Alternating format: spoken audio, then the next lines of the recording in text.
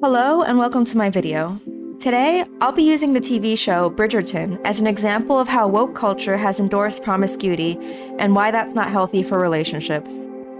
More specifically, we will be focusing on male promiscuity in Bridgerton. Although we will not be focusing on female promiscuity, I want to make it clear that I'm not a supporter of female promiscuity either.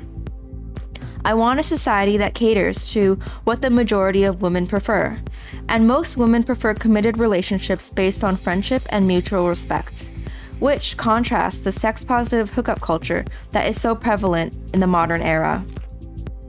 Today's porn-saturated world is unhealthy for both men and women, and the science proves that. Nonetheless, this video will primarily address male promiscuity.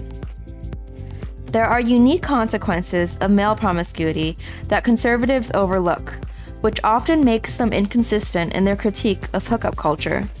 Male promiscuity is particularly egregious because men are less likely to stay around and remain involved in raising the children compared to women.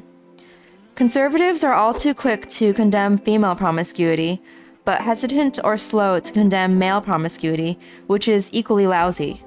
In terms of personal politics, I am neither on the left nor on the right. I will try to remain nonpartisan and fair in my critique.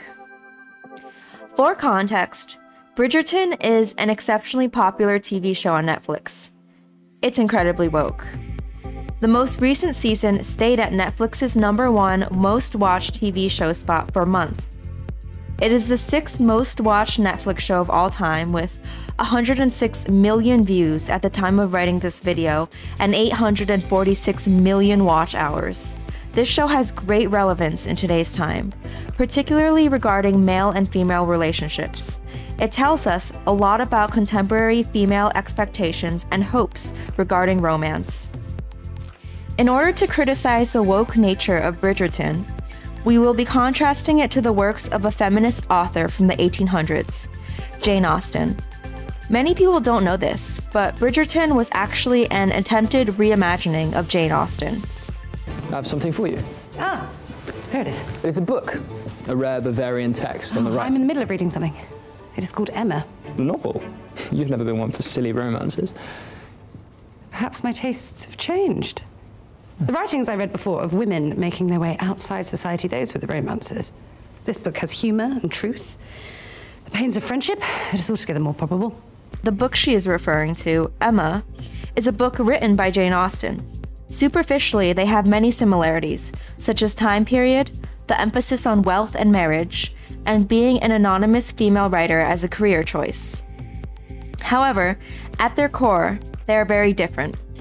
Although known to be a prominent feminist author, Jane Austen tended to be sex-negative and conservative compared to modern leftists. I'm not suggesting that we return to the 1800s completely. There were a lot of regressive ideas then. For example, women couldn't own property or vote. But liberals tend to throw the baby out with the bathwater, and there were some favorable ways of feminist thinking that liberals shouldn't have thrown away.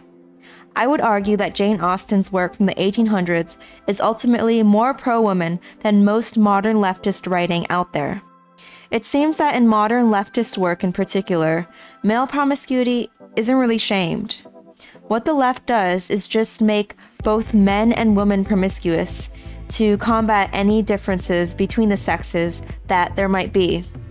Whether it's regarding males or females being promiscuous, the left sees all types of promiscuity as liberating and good, as long as both the sexes are equally promiscuous. Men are, under specific circumstances, allowed to have a lack of sexual discipline under the guise of sex positivity. And while I do not think that the left is the cause of male promiscuity, I am criticizing them for endorsing it. Here's why the modern